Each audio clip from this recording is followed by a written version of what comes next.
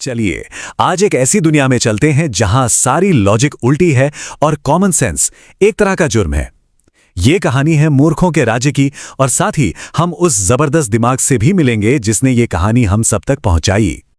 तो चलिए फिर सीधे चलते हैं इस अजीबो-गरीब राज्य के दिल में, एक ऐसी जगह जहां कुछ भी वैसा नहीं है जैसा लगता है।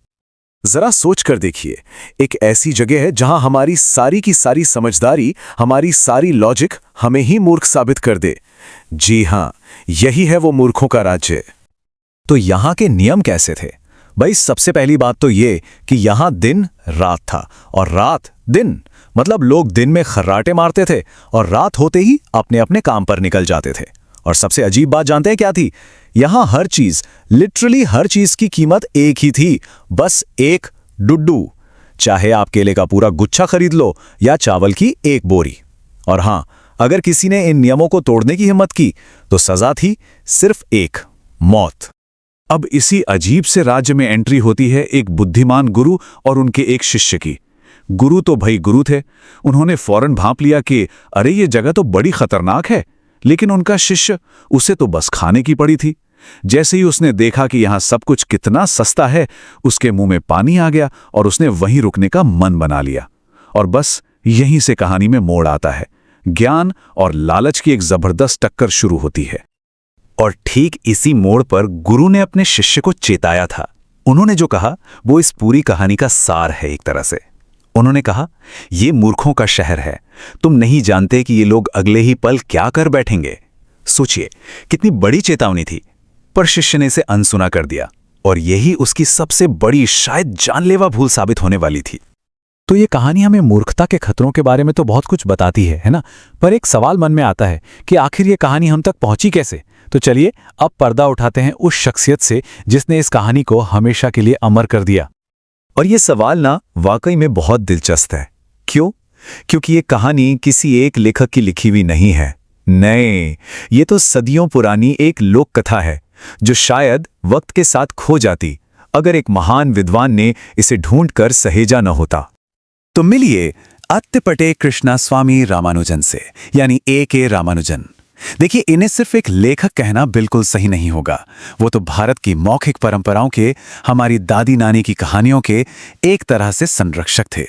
उन्होंने अपनी पूरी जिंदगी उन कहानियों को इकट्ठा करने, सहेजने और उनका अनुवाद करने में लगा दी जो पीढ़ियों से बस सुनाई जाती रही थीं। और मूर्खों के राज्य में की ये कहानी उन्हीं के उस लाजवाब खजाने का एक अनमोल नगीना है।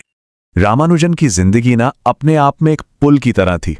एक ऐसा पुल जो भारत की सदियों पुरानी लोक कथाओं को पश्चिम के अकादमिक जगत से जोड़ रहा था। उन्होंने ही तो दुनिया को दिखाया कि भारत की इन कहानियों में सिर्फ मनोरंजन नहीं, बल्कि कितनी गहराई और कितना ज्ञान छिपा हुआ है। यहां हम उनकी जिंदगी के सफर को देख सकते हैं। 1929 में मैसूर में जन्म और फिर 1959 में अमेरिका पहुंचना। ये सफर शिकागो में जाकर थमा। पर यह सिर्फ एक जगह से दूसरी जगह का सफर नहीं था, यह विचारों का भी सफर था। शिकागो यूनिवर्सिटी में रहते हुए उन्होंने साउथ एशियन स्टडीज को एक बिल्कुल नई दिशा दी और भारतीय साहित्य को एक ग्लोबल स्टेज पर खड़ा कर दिया। 5, बस ये एक नंबर ही रामानुजन की प्रतिभा को बताने के लिए काफी है। वो एक या दो नहीं बल्कि 5 भाषाओं के मास्टर थे: अंग्रेजी, कन्नड़, तमिल, तेलुगु और संस्कृत। और जाहिर है, जब किसी को इतनी भाषाओं की गहरी समझ हो तो वो भारत की अलग अलग संस्कृतियों की आत्मा को कितनी अच्छी तरह से समझ और समझा सकता है। उन्हें किसी एक खांचे में फिट करना नामुमकिन है। वो एक ही वक्त में कवि थे, विद्वान थे, भाषाविद थे और लोक कथाकार भी, एक बेहतरीन अनुवादक और नाटककार भी। उनका काम इतना फैला हुआ था कि वो भारतीय साहित्य की क्लासिकल और मॉडर्न दोनों ही धाराओं पर बराबर पकड़ रखते थे। अच्छा, तो रामानुजन के बारे में तो हमने जान लिया।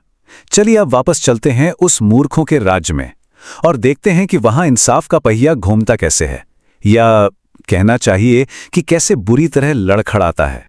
तो कहानी में ट्विस्ट तब आता है जब एक चोर एक अमीर व्यापारी के घर चोरी करने घुसता है। पर किस्मत देखिए, घर की एक पुरानी दीवार उसी के ऊपर गिर जाती है और वो वहीं ढेर हो जाता है। अब चोर का भाई पहुंचता है राजा के पास न्याय की गुहार लगाने, और बस यहीं से शुरू होता है बेतुके और ऊट पटांग न्याय का एक ऐसा सिलसिला कि बस पूछिए मत। और इसके बाद राजा का दरबार कम और सर्कस ज्यादा लगने लगता है।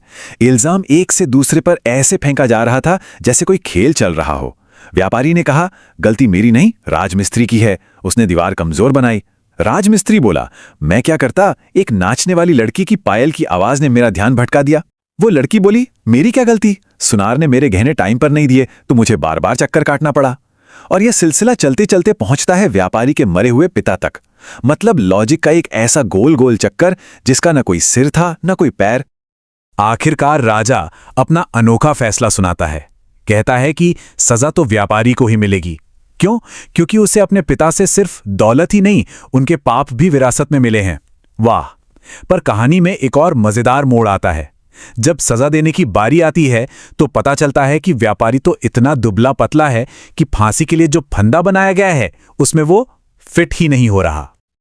और अब सीन में फिर से एंट्री होती है हमारे लालची शिष्य की। याद है ना उसे, जो सस्ता खाना देखकर रुक गया था? तो भाई वो सस्ता खाना खा खाकर इतना मोटा ताजा हो गया था कि उस फांसी के फंदे के लिए एकदम परफेक्ट कैंडिडेट बन गया। और बस सिपाहियों ने उसे पकड़ लिया। अब जरा इस बात की विडंबना देखिए, उसे किसी जुर्म की सजा नहीं मिल रही थी, बल्कि अपने पेट के लालच की वजह से वो मौत के मुंह में पहुंच गया था।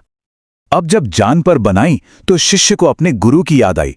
उसने मन ही मन प्रार्थना की और गुरु अपनी दिव्य शक्तियों से सब कुछ जान गए और फौरन अपने शिष्य को बचाने पहुंच गए।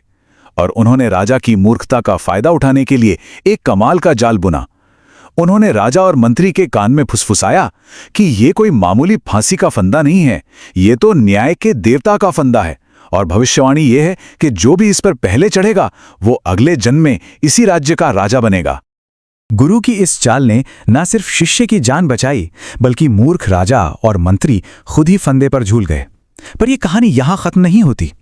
ये हमें वापस रामानुजन के काम के असल महत्व की तरफ ले जाती है। ये सिर्फ एक हंसाने वाली कहानी नहीं है, ये एक खिड़की की तरह है जो हमें भारत की हजारों साल पुरानी मौखिक परंपराओं के अंदर झांकने का मौका देती है।